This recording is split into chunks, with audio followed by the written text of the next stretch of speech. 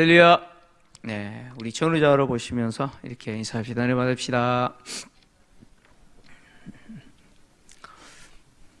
네, 오늘은 주님이 십자가에 돌아가신 성금요일입니다. 참 제가 어렸을 때는 그런 생각을 했습니다. 예수님이 십자가 달리셨다 그러면 무슨 생각했냐면 얼마나 아프셨을까. 네, 그죠? 네, 얼마나 아프셨을까. 근데 사실 우리가 보아야 되는 것은 예수님이 얼마나 아프셨느냐 그게 아니죠. 예수님은 우리 죄를 사하시고 우리를 구원하실 수 있다면 더 아픔도 능히 담당하시죠. 예수님이 십자가를 지신 모습을 우리가 보면서 예수님이 당한 그 고난, 그 고통도 보아야 되지만 결국 그것이 누구 때문이에요? 네. 나 때문이라는 사실을 여러분 보셔야 돼요. 그래서 예수님이 십자가를 지고 올라가시는 예수님을 바라보면서 우는 여인들을 향해서 뭐라 그랬어요? 나를 위해서 울지 말라 그랬죠. 너와 너의 자녀를 위해서 울라고 하신 겁니다. 그러니까 인간의 비극과 인간의 저주가 얼마나 치명적인지를 보라시는 거죠. 그래서 오늘 금요 기도회를 하면서 참 내가 그 자리에 있어야 될, 그리고 내가 고통당해야 될, 내가 죽어야 될 그 죽음을 주님이 당하신 거잖아요. 그래서 나라는 존재가 얼마나 비극적인 존재인지 좀 보시고, 그런 나를 회복시켜 주신 그 주님의 은혜에 정말 우리의 마음을 다해서 또 감사하고, 또 단지 요 기간만이 아니고 내가 호흡이 코끝에 붙어서 숨쉬는 내 생애의 끝날까지 내가 주님을 위해서 살겠습니다. 이렇게 고백하는 또 저 여러분 되기를 주의 이름으로 축원합니다. 고난중간 특별 새벽 기도회가 내일 새벽의 마지막입니다. 5시에 많이 오시길 바라고요. 자, 오늘 본문의 내용은 예루살렘으로 복귀한 다윗이 압살롬과 관계 맺은 후궁 10명을 처리한 이후에 비그리의 아들 세바의 반란을 진압하기 위해서 아마사에게 유대 사람들을 중심으로 군대를 조직하여 빨리 반란을 진압하라라고 했던 내용이죠. 다윗이 아마사에게 세바의 반란을 진압하도록, 특히 유다 지파에게 가서 군대를 조직하도록 지시한 것은 두 가지 사실을 보여주죠. 첫째는 뭐냐? 요압을 폐위시켰다는 거죠.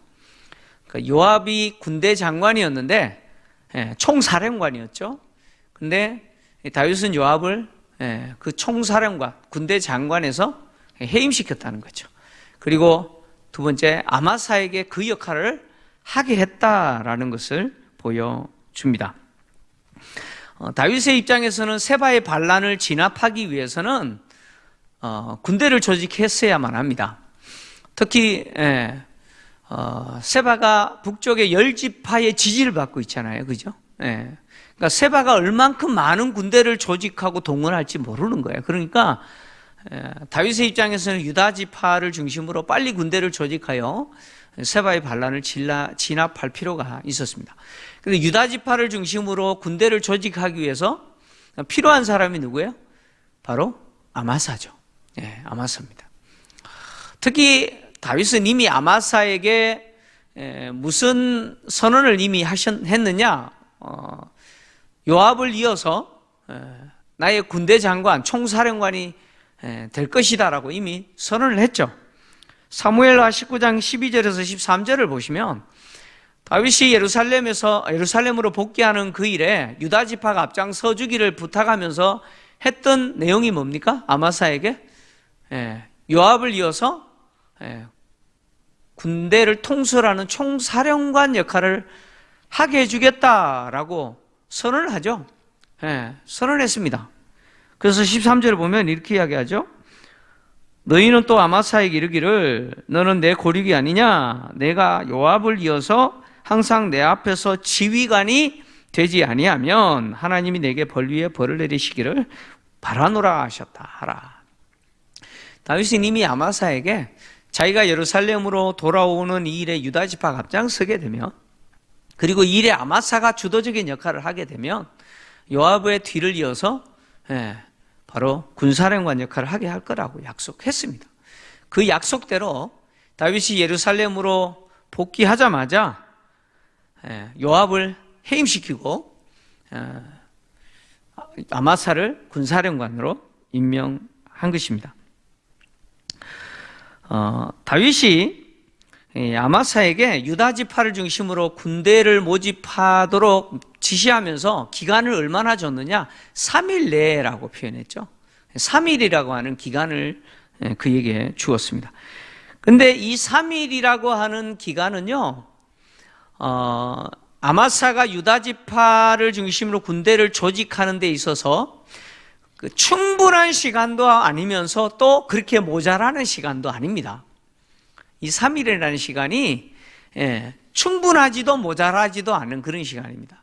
무슨 이야기냐면 유다 지파가 다윗에 대해서 충성을 맹세했잖아요, 그죠? 다윗을 지지하면서 북쪽 10지파가 남쪽 유다 지파와 갈등 관계에 있을 때 세바가 선동하는 것 때문에 다윗을 던져버렸잖아요. 그때 유다 지파가 했던 행동이 뭡니까? 다윗과 합하여 예루살렘까지 다윗을 호위했던 거 아닙니까? 그러니까 더욱더 다윗과 밀접한 관계를 맺었던 지파가 유다 지파입니다. 이것은 어떤 측면에서 우리가 당신에게 더 충성하겠습니다, 이런 모습인데, 사실 이 3일이라고 하는 기간은 유다 지파의 입장에서 과연 다윗에게 충성할 것인가? 유다 지파가 다윗에게 보여주고 있는 이 모습은 정말 다윗에게 충성하려고 했던 것이냐, 아니면 어떤 정치적인 의도가 있었느냐, 그것을 드러내주는 충분한 시간이죠. 만약에 유다 지파가 정말 순수하게 다윗을 향해서 충성할 자세가 돼 있으면 이 3일이면요 충분합니다. 군대를 조직하기에 충분한 시간입니다. 그러나 만약에 유다 지파가 이게 정치적인 어떤 쇼였다라고 하면, 오늘날 많이 하잖아요, 그죠? 지금도 뭐 선거 앞두고 정치적인 쇼였다면 군대를 조직하는데 3일이라는 시간은 너무너무 부족한 시간이죠. 자, 어쨌든 아마사가 다윗의 지시를 받고 유다 지파로 갔는데 오늘 성경은 기간이 지체됐다 이렇게 이야기하죠. 지체됐습니다. 왕이 정한 기간이 지체됐다라고 하는 말은 아마사가 유다 지파를 설득하는 데 실패했다, 그런 이야기죠. 쉽지 않았다, 그런 이야기입니다. 군대를 조직하는 게 그렇게 쉽지 않았다는 거죠. 그리고 또 이것은 뭘 보여주느냐? 유다 지파가 다윗을 지지한 것은 순수하게 다윗에게 충성하겠다는 의미가 아니었다라는 것이 드러나죠. 단지 정치적인 쇼였습니다. 그러니까 북쪽 10지파에게 다윗을 빼앗기지 않겠다는 거죠. 다윗을 통해서 얻을 수 있는 모든 것 자기들이 다 차지하겠다, 그런 이야기입니다. 다윗이 아마사에게 세바를 진압하기 위해서 군대를 조직하도록 3일이라고 하는 기간을 준 것은요, 사실 더 줄 수도 있죠. 뭐 한 달 내로 조직해와라 이렇게 할 수도 있잖아요. 근데 왜 3일이라고 이야기했느냐? 그것은 세바의 반란을 진압하는 데 있어서 빠르면 빠를수록 좋다는 거예요. 그러니까 세바의 반란을 신속하게 진압하는 것이 필요했기 때문에 그렇습니다. 자, 다윗은 노련한 사람이죠. 특히 전쟁에서 뼈가 굳은 사람 아닙니까? 다윗이 압살롬의 반역을 피해서 도망할 때 압살롬의 모사가 됐던 아히도벨이 예루살렘을 정복한 압살롬에게 무엇을 요구했어요? 사무엘하 17장 1절에서 3절을 보면 아히도벨이 압살롬과 함께 예루살렘에 도착하자마자 요구했던 게 뭡니까? 신속하게 다윗을 진압해야 된다는 거죠. 그래서 오늘 밤에 나에게 12,000명만 데리고 가서 다윗만 죽이도록 해달라 이렇게 요구했잖아요. 이게 아이도벨이 정말 좋은 계략을 압살롬에게 요구한 거예요. 제시한 거죠.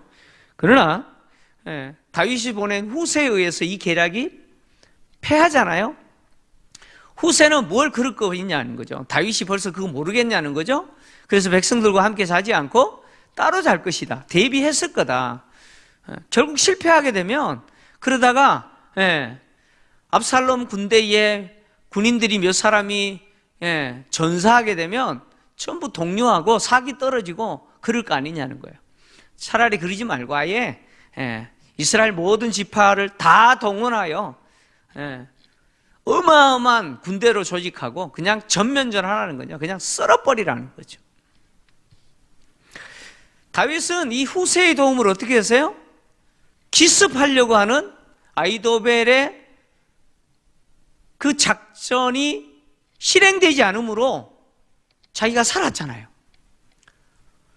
만약에 압살롬이 아이도벨의 계략을 받아들여서 기습했다면, 신속하게 다윗을 진압했다면 다윗은 끝났을 겁니다.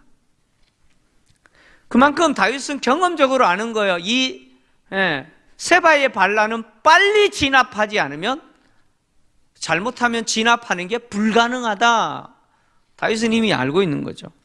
그래서 빨리 진압하도록 아마사에게 3일이라고 하는 시간을 준 거죠.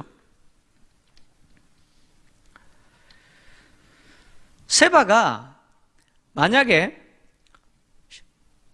계속해서 북쪽 지파 사람들을 계속 다니면서 동원하게 되면, 그리고 또 더하여서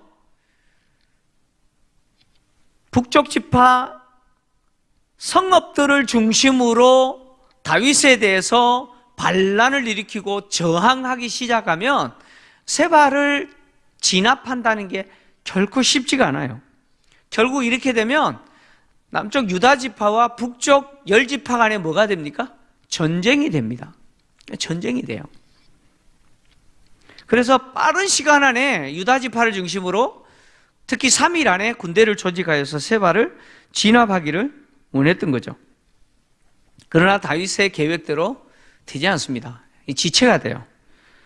일이 이렇게 지체가 되자 다윗은 어쩔 수 없이 아비새에게 세바를 진압하라 라고 지시를 하죠. 특히 내 주의 군대, 즉 다윗의 군대를 데리고 가라, 이 말은 아비새가 데리고 있는 용병들이 있습니다. 아비새가 데리고 있는 용병들과 함께 다윗을 호위하고 있는 호위 부대가 있어요. 그 호위 부대를 데리고 가라는 거죠. 그래서 신속하게 세바를 진압해라, 이렇게 이야기합니다. 다윗은 세바의 반역을 누구보다 더 위험한 상황으로 이해하냐면 압살롬의 반역보다 더 위험한 상황으로 이해합니다. 그래서 아비새에게 부탁했는데, 이 아비새라고 하는 사람은 요압의 동생이죠.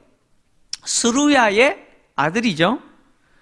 스루야는 다윗의 누나죠. 누나입니다. 그러니까 요압과 아비새는 죽은 아사헬과 함께 스루야의 세 아들인데, 지금 다윗이 아비새에게 지금 세바를 진압하도록 부탁했다는 것, 지시했다는 것은 요압이 군대 장관으로서 해임됐다는 사실을 또 보여주죠. 만약에 요압이 총책임자였다면 요압에게 지시했을 거예요. 지금 아비새는 그렛 사람, 블렛 사람이라고 하는 용병들을 통솔하는 지휘관입니다. 그래서 지금 다윗이 갖고 있는 군대는 그 용병들과 자기를 호위하는 군대밖에 없죠. 아마사가 유다 지파를 중심으로 군대를 모집하는데 실패했기 때문에 세바를 진압하는데 고용할 수 있는 군대가 없어요. 그래서 아비새에게 용병들과 호위병들을 데리고 가라는 것이죠. 그리고 지금 다윗이 세바가 견고한 성읍으로 들어가기 전에 진압해라, 이렇게 이야기합니다. 여기 견고한 성읍, 이렇게 우리 표현에는, 우리 번역에는 마치 하나의 성읍인 것처럼 이야기하는데, 성읍들입니다. 성읍들이에요. 복수입니다. 하나의 성읍이 아니에요. 이 말은 세바가 계속해서 북쪽 지파의 지지를 받아가지고 세바를 지지하는 사람, 세바의 그 세력이 점점 확산되어서 여러 견고한 성읍들을 중심으로 다윗에게 저항하게 되면 이게 굉장히 골치 아파지는 거죠. 그래서 빠른 시간 안에 세바를 진압하기를 간절히 원하면서 아비새를 보냈는데, 이렇게 아비새가 이제 용병과 그리고 호위 군대, 다윗을 호위하는 군대를 이끌고 이제 예루살렘에서 출발합니다. 출발해서 어디에 도착하느냐? 기브온 큰 바위에 도착합니다. 기브온이라고 하는 것은 예루살렘에서 북서쪽으로 대략 한 8km 정도 떨어진 지점이에요. 여호수아서를 보면 여호수아가 이스라엘 백성들을 이끌고 가나안 땅을 정복했을 때 여기 기브온 거민과 화친조약 맺었죠. 그때 당시 기브온이라고 하는 이 성읍은요, 가나안에서 큰 3대 성읍 중에 하나였습니다. 굉장히 큰 왕도와 같은 성읍이었습니다. 이곳에 도착했는데 여기 큰 바위라고 표현했는데 아마 당시 사람들은 다 아는 그런 바위였던 것 같아요.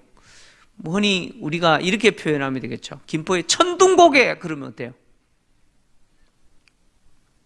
김포 사람들은 다 아는 거죠, 그죠? 그죠? 고개 좀 끄덕여 보세요. 그러니까 당시 사람들은 기브온의 큰 바위 그러면 거기 다 압니다. 아는 곳이에요. 설악산 흔들바위 그러면 아는 것처럼. 그곳에 도착했는데 마침 그곳에 누가 마중 나오느냐? 아마사가 마중 나옵니다. 아마사가 아마 유다 지파에게 가서 군대를 조직하려고 갔다가 실패하고 돌아오고 있었던 것 같아요. 어쨌든 그곳에서 아마사를 만나게 됐는데 성경은 요압이 아마사를 암살하는 장면을 아주 자세하게 기록합니다. 성경이 아마사를 죽이는 요압의 행동과 그 과정을 자세하게 기록하고 있는데 이렇게 기록하고 있죠. 요압이 군복으로 무장했다. 그리고 그가 띠를 띠고 있는데 칼집에 꽂은 칼을 허리에 메고 있었다. 그런데 그가 아마사를 만났을 때 그 칼집에 꽂혀있던 칼이 어떻게 됐어요? 땅에 떨어졌다. 칼집에서 빠져서 땅에 떨어졌다. 이렇게 이야기합니다. 그리고 요압이 그러니까 자기의 오른손으로 아마사의 수염을 잡고, 이거는 유대인들이 인사하는 장면이에요. 여기 턱을 이렇게 턱 수염이죠. 잡고 볼에 뭐예요? 키스하는, 인사하는 장면입니다. 이렇게 인사하는 것처럼 하면서 내 형이여 평안하냐 이렇게 인사하면서 어떻게 해요? 왼손에 있는 칼로 배를 찔렀다. 이렇게 이야기합니다. 그리고 아마사는 요압이 들고 있는 그 칼에 주의하지 않았다. 이렇게 이야기하고 있죠. 자, 요압과 아마사와의 관계는 이종사촌간입니다. 요압의 어머니 스루야와 이 아마사의 어머니인 아비갈은 언니 동생입니다. 스루야가 언니고 아비갈이 여동생입니다. 그러니까 이 요압과 아마사는 이종사촌간입니다. 누가 나이가 더 많은지는 몰라요. 누가 나이가 많은지는 모르나 이종사촌간입니다. 참 이 말도 안 되는 일이 발생한 거죠. 이종사촌간에. 자, 요압이 왜 아마사를 이렇게 암살했느냐? 그 이유는 한 가지죠. 아마사가 자기를 밀어내고 군대 장관이 됐기 때문이죠. 요압은 이전에 사울의 군대 장관이었던 아브넬도 어떻게 했어요? 암살해버렸죠. 다윗에게 항복하러 온 아브넬을 살해했지 않습니까? 사실 요압이 아브넬을 살해한 이유도 똑같습니다. 아브넬을 다윗은 요압의 뒤를 이어서 군대 장관으로 세울 계획이었어요. 왜냐하면 사울을 따르는 지파들을 다윗이 품기 위해서는 사울의 군대 장관이니 아브넬을 품을 수밖에 없죠. 그래서 아브넬에게 군대 장관을 맡기려고 그랬는데 요압이 그걸 벌써 눈치채고 어떻게 해요? 죽여버리는 거예요. 요압이라는 사람이 이런 사람입니다. 요압은 자신의 성공과 출세를 가로막는 자가 있다? 그가 누구든지 용납하지 못합니다. 심지어 이종사촌이라고 할지라도 용납이 안 됩니다. 요압은 다윗에게 있어서 매우 충성스러운 부하지만 그의 충성심은 비뚤어졌죠. 오직 자기의 야망을 위한 것이었습니다. 다윗은 사실 요압이 죽이지 말라고 했던 압살롬을 죽였잖아요. 그죠? 다윗은 알고 있어요. 그럼에도 불구하고 자신이 예루살렘으로 돌아와야 되기 때문에 어떻게 할 수가 없었어요. 이제 예루살렘으로 돌아온 다윗은 드디어 뭐예요? 기회가 온 거죠. 그래서 요압을 해임한 거죠. 해임하고 아마사를 요압 자리에 앉힌 거예요. 근데 이 요압이 아마사를 어떻게 해버려요? 그냥 죽여버리는 거예요. 암살해버렸어요. 성경은 요압이 칼로 아마사의 배를 찔렀는데 창자가 땅에 쏟아졌다 이렇게 표현하죠. 그리고 두 번 찌를 필요도 없었다 이렇게 얘기합니다. 이것은 뭘 말하느냐? 요압이 매우 잔인하게 죽였다 그런 이야기입니다. 잔인하게. 요압이 아마사를 살해한 이 살해 모습은 이 아비새를 따라서 세바의 반란을 진압하기 위해서 함께 가는 이 다윗의 호위병들과 그리고 아비새의 이 용병들, 그렛 사람과 블렛 사람들 입장에서 봤을 때도 너무 충격적이었습니다. 너무 충격을 받았어요. 그래서 이 아마사의 죽음 앞에 다 서 있죠. 그죠? 예, 다 서 있습니다. 그때에 요압의 병사 하나가 큰 소리를 치죠. 요압의 청년 중 하나가 이렇게 표현하는데, 이 청년이라는 말은 약 한 20살 정도 된 남자아이다 그런 이야기입니다. 그러니까 요압의 부하였던 것 같아요. 예. 그가 뭐라고 외치냐? 이렇게 외칩니다. 요압을 좋아하는 자가 누구이며 요압을 따라 다윗을 위하는 자가 누구냐? 이렇게 외쳐요. 요압을 좋아하는 자가 누구이며 요압을 따르는 자가 누구냐? 죽은 아마사 곁에 서가지고 이렇게 외치는 거예요. 자, 이게 무슨 말이냐면 지금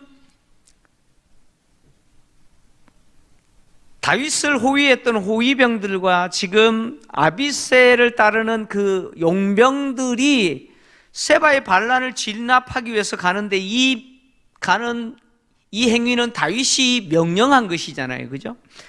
다윗의 명령에 순종해서 가는 겁니다. 이 가는 길에 요압이 아마사를 살해해 버렸어요. 근데 아마사는 누굽니까? 아마사는 누구예요? 다윗의 군대 총사령관입니다. 다시 말하면 지금 다윗의 호위병과 그리고 아비새가 통솔하는 그 용병들조차도 뭐예요?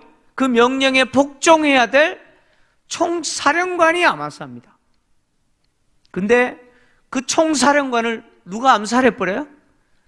요압이 암살해버려요. 자기들이 보는 앞에서 잔인하게 죽여버려요. 그러니까 군인들 입장에서는 엄청난 충격이죠. 누구를 죽였어요? 총사령관을 죽여버린 거예요. 그러면 요압의 이 행위는 군인들의 입장에서는 무슨 행위로 받아들여요? 지금 세바가 문제가 아니에요. 지금 세바가 문제가 아니에요. 지금 누가 지금 반란을 일으킨 거예요? 군인들 입장에서 봤을 때 한번 보세요. 자신들의 총사령관이에요, 아마사가. 근데 요압이 아마사를 암살해버렸어요. 그러면 지금 세바가 반란을 일으킨 건 문제가 아니라 지금 당장 눈앞에 누가 반란을 일으킨 거예요? 지금 아마사가 반란을 일으킨 거예요. 아마사가 아니고 요압이 아마사를 암살함으로 반란을 일으킨 거예요. 그래서 동요하는 거예요, 지금. 그러니까 지금 이 청년이, 이 요압의 부하가 이렇게 말하는 거예요. 요압이 아마사를 죽인 것은 반란이 아니라는 거예요. 반란이 아니라는 거예요. 요압을 따르는 것이 누구를 따르는 거라고요? 다윗을 따르는 거라고 지금 이야기하는 거예요. 이렇게 말해야 동요하는 군인들로 하여금 뭐예요? 병사들로 하여금 동요하지 않게 하는 거죠. 어쨌든 동요하는 병사들을 안정시켜야 되니까. 그럼에도 불구하고 이 아마사의 죽음이 얼마나 끔찍하고 충격적인지 길에 피가 범벅이 된 상태로 그 시체가 뭐예요? 놓여져 있잖아요. 그 군인들이 그거 쳐다보고 갈 수 있어요? 그러니까 이 청년이 어떻게 하느냐? 그 아마사의 시체를 밭으로 옮겨요. 밭으로 옮겼는데도 불구하고 군인들 입장에서는 너무 충격적이니까 발걸음이 떼지지 않죠. 그러자 아예 옷으로 덮어버렸습니다. 성경이 아마사의 죽음과 그 모습을 자세하게 이야기하고 있고 또 그 죽음과 관련해서 이 군인들이 어떤 태도로 어떤 모습을 했는지 그 군인들의 행동까지 이렇게 자세하게 기록한 것은 요압이 아마사를 죽인 이 행위가 매우 충격적인 행위였다 그런 이야기죠. 특히 요압이 아마사를 죽이는 과정을 자세하게 설명했는데 요압이 아마사를 죽일 때 즉흥적으로 죽였을까요? 계획적으로 죽였을까요? 기브온 큰 바위에서 아마사를 만났을 때 요압은 죽여야겠다라고 계획을 세웠어요. 아니 멀쩡하게 꽂혀있던 칼이 왜 아마사 앞에서 땅에 떨어졌어요? 아니 그렇잖아요. 멀쩡하게 꽂혀있는 칼이 왜 그때 하필 떨어져서 땅에 떨어져요? 그리고 아마사 앞에서 그거 왼손으로 주워가지고 왼손으로 줍고 오른손으로 아마사에게 마치 친절하게 인사하는 것처럼 그렇게 하면서 요압이 연기 진짜 잘하죠. 그죠? 연기 잘하잖아요. 얼마나 연기를 잘합니까? 아마사조차도 속을 정도로 연기했잖아요. 이런 요압의 행위가 너무 충격적이라는 거예요. 그래서 이 요압의 행위는 결코 용서받을 수 없는 행위였다는 것이죠. 다윗은 죽음을 앞두고 그의 아들 솔로몬에게 마지막 유언하면서 이 요압이 이 아마사를 죽인 것과 관련해서 의인을 죽였다라고 이야기합니다. 그가 의인을 죽였기에 평안히 음부로 내려가지 못하게 해라. 평안하게 죽지 말고 해라. 그런 거죠. 대가 지불하게 만들어라. 분명히 그렇게 이야기합니다. 요압은 자기 영광을 추구하며 다윗 왕국에 충성하는 자였습니다. 요압이 꿈꾸는 나라는 하나님이 통치하시는 위대한 이스라엘이 아닙니다. 요압이 꿈꾸는 나라와 다윗이 꿈꾸는 나라는 전혀 달라요. 요압이 꿈꾸는 나라는 자신이 원하는 것은 무엇이든지 할 수 있는 자기 나라입니다. 이게 요압이었어요. 요압이 아마사를 살해함으로 말미암아 아마사를 군대 장관으로 세운 다윗의 모든 계획은 다 숲으로 돌아갔죠. 요압은 다윗을 위하는 자가 아니라 자기를 위하는 자입니다. 다윗 옆에 요압은 다윗을 위해서 있는 게 아니라 자기를 위해서 있죠. 하나님은 다윗 옆에 왜 이런 요압 같은 사람을 두셨을까? 그런 생각 안 해보세요? 좀 이해가 안 되잖아요. 왜 하나님은 다윗 옆에 요압 같은 자를 두어서 이렇게 다윗으로 하여금 힘들게 하셨을까? 그 이유는 다윗으로 하여금 누구만 보게 하느냐? 하나님만 보게 합니다. 만약에 요압이 이런 사람이 아니었다면 다윗은 끊임없이 사람 쳐다봤을 거예요. 다윗은 자기 주변에 있는 사람들에게 계속해서 실망합니다. 실망하면서 비로소 다윗은 나의 나된 것은 오직 주의 은혜다라고 고백했던 바울의 고백처럼 자기 스스로 하나님이 맡기신 이 이스라엘이라고 하는 나라를 통치할 수 없다는 사실을 아는 것이죠. 사람을 동원하여서 자기가 잘하면 하나님이 원하는 그런 나라 만들 수 있을 거다? 그거 착각이라는 거죠. 다시 말해서 다윗으로 하여금 하나님만 바라보도록 하나님만 의지해야 된다라는 사실을 이 요압과 같은 사람 옆에 있는 것을 통해서 끊임없이 다윗으로 하여금 확인하게 하시는 거죠. 그래서 다윗은요, 이런 요압을 보면서 하나님의 은혜가 아니면 자신이 아무것도 할 수 없다라고 하는 사실을 고백하게 만들죠. 우리가 살아가면서 뭐 이런 사람 저런 사람 만나잖아요. 이런 일도 만나고 저런 일도 만나고 그럽니다. 근데 이 속에서 우리가 배워야 되는 게 뭐냐면 하나님이 아니면 나는 아무것도 할 수 없다는 것이죠. 내가 마지막까지 신뢰하고 의지해야 될 분은 누구냐? 하나님이시라는 거예요. 왜냐하면요, 사람은요, 자기 마음에 안 들면 돌아서요. 사람은 그래요. 그래서 여러분 절대 사람 믿지 마세요. 사람 믿었다가 낭패 보는 경우가 얼마나 많습니까? 지금 박수홍이가 그렇죠? 모르시는구나. 지금 TV에 막 엄청 나오잖아요. 형 믿었다가, 형수 믿었다가 지금 에? 집안이 풍지박산 나고 있잖아요. 여러분, 사람은 그런 거예요. 나에게 이익이 되면 목숨처럼 설계 간 다 빼줄 것처럼 그래도 나에게 이익이 안 되면 돌아서 버리는 게 사람이라는 거예요. 다윗은 이 요압을 통해서 그것을 보는 거예요. 사람 데리고 내가 주님의 일 하는 게 아니다라는 사실을 다윗은 아는 거예요. 깨닫는 거예요. 깨닫는 거예요. 우리가 끝까지 붙들고 의지해야 될 대상은 누구예요? 여러분, 하나님이십니다. 믿습니까? 여러분, 하나님이세요. 하나님이세요. 끝까지 하나님 붙잡으세요. 하나님은 신실하신 분이에요. 절대 우리 배신하지 않으세요. 우리가 하나님 배신하면 배신했지, 하나님이 우리에게 등 돌리지 않으십니다. 그래서 예수님이 요한복음 13장 1절을 보시면 당신이 이제 십자가에 죽으실 줄 아시고 제자들을 사랑하시는데 어떻게 사랑해요? 끝까지 사랑하시죠.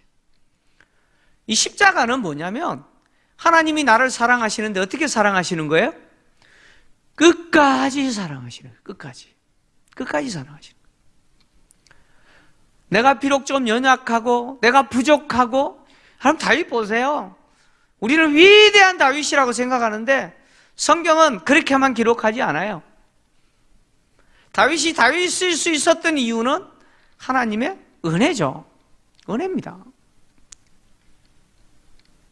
일은 어떻게 보면 다윗의 그 통치 후기에는 그냥 밑바닥 아닙니까?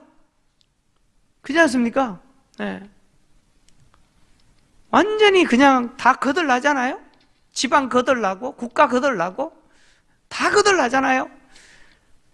이런 다윗조차도 하나님은 버려요, 안 버려요? 버려요? 안 버립니다. 하나님이 마지막까지 다윗과 함께 하시고 다윗으로 하여금 유정의 미를 거둘 수 있도록 끝까지 책임져 주시는 거예요. 누가요? 하나님 책임져 주시는 거예요. 다윗 주변에 충성스러운 신하들이 많았기 때문에 다윗이 유정의 미를 거두는 게 아니에요. 다윗을 위해서 목숨 거는 사람들이 가득했기 때문에 다윗이 성공한 거 아니었어요. 다윗이 성공할 수 있었던 유일한 이유는 뭐냐? 하나님이셨어요. 하나님이 붙들고 계시고 놓지 않으셨기 때문에 마지막까지 하나님이 그에게 주신 사명 끝까지 감당할 수 있었던 거죠. 오늘 주님이 십자가에 돌아가신 성금요일인데요. 이 십자가는 주님이 뭘 내게 고백하신 사건이냐면 내가 너를 절대 포기하지 않는다라는 이 선언을 우리에게 들려주신 사건이죠. 주님이 나를 포기하신다 그러면 여러분 이 십자가 사건이 취소돼야 돼요. 다시 말씀드립니다. 나를 대신해서 죽으신 그 주님의 십자가 사건이 취소돼야 돼요. 여러분 취소될 수 있습니까? 2000년 전에 십자가 죽었었던 그거 없던 걸로 하자 그래 될 수 있어요? 취소되지 않는 사건입니다. 십자가의 죽으심이 취소되지 않는다는 것은 나를 향하신 그 하나님의 뜻 취소되지 않는다는 거예요. 나를 향하신 하나님의 계획 취소되지 않습니다. 나를 향하신 그 하나님의 사랑 취소되지 않아요. 그래서 바울이 로마서 8장에서 뭐라 그랬습니까? 누가 그리스도의 사랑에서 우리를 끊으리요? 있어요? 없습니다. 아무도 없어요. 오늘 이 금요 기도에 오신 성도 여러분, 우리가 바라보아야 될 분은 하나님 외에 없습니다. 우리에게 실망시키지 않고 우리를 좌절하지 않게 하고 우리를 끝까지 책임져 주시는 분은 하나님이십니다. 그래서 하나님에게서 눈을 떼지 아니하시고 하나님에게서 눈을 떼지 않고 사람 쳐다보지 않고 하나님만 바라보시는 저와 여러분 되기를 주의 이름으로 축원합니다.